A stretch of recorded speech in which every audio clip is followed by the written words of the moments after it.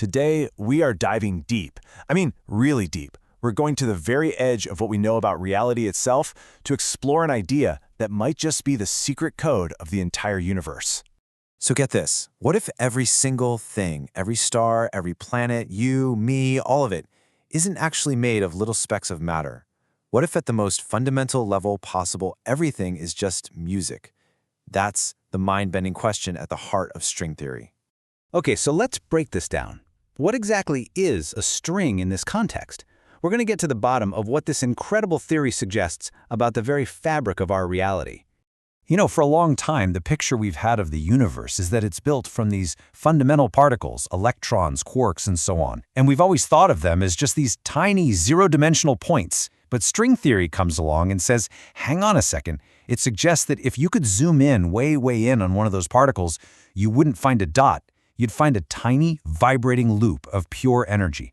The easiest way to wrap your head around this is to think about a guitar string, right? A single string can play a whole range of different musical notes, all depending on how it vibrates.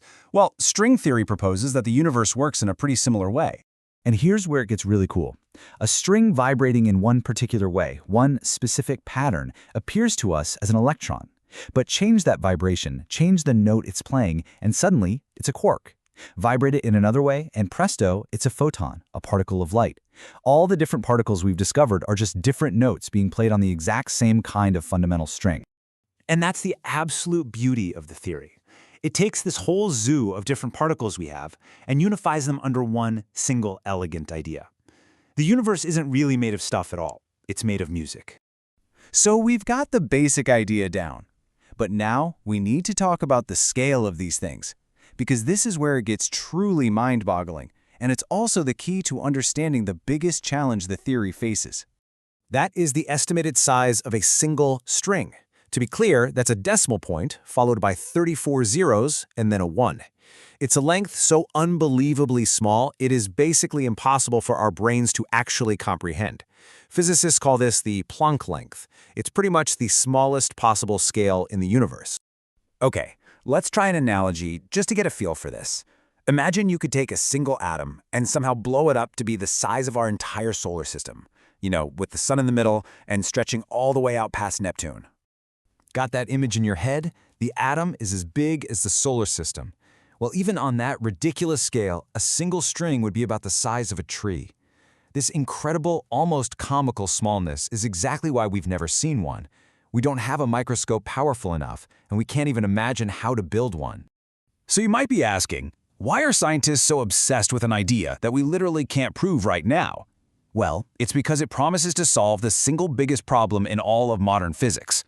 See, physics today is built on two incredible theories. On one side, you have Einstein's general relativity. This is our theory of gravity, and it describes the universe on the biggest scales you can imagine. Planets, stars, whole galaxies.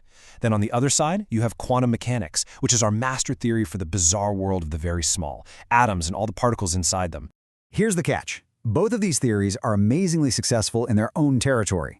But when you try to make them work together, like to figure out what's happening inside a black hole, where you have a ton of gravity in a tiny little space, the math just completely falls apart. The equations spit out nonsense. The theories just don't speak the same language. And this is where string theory walks onto the stage.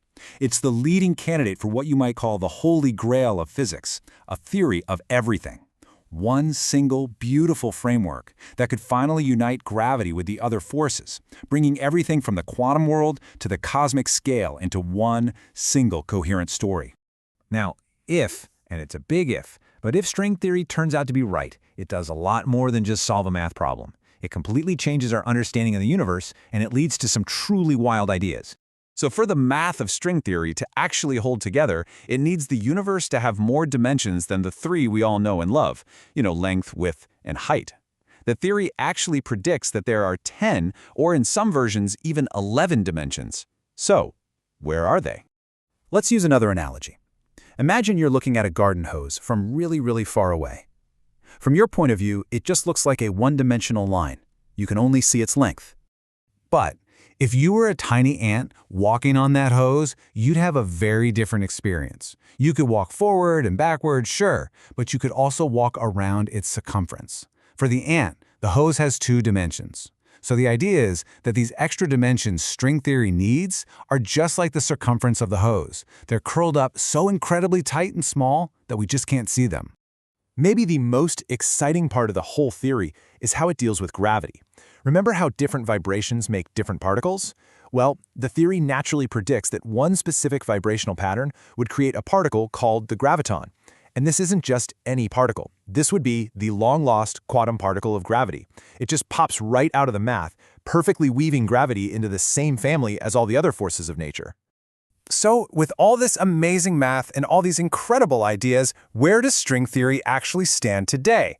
Well, it's really important to remember that, as beautiful as it is, it's still an unproven idea.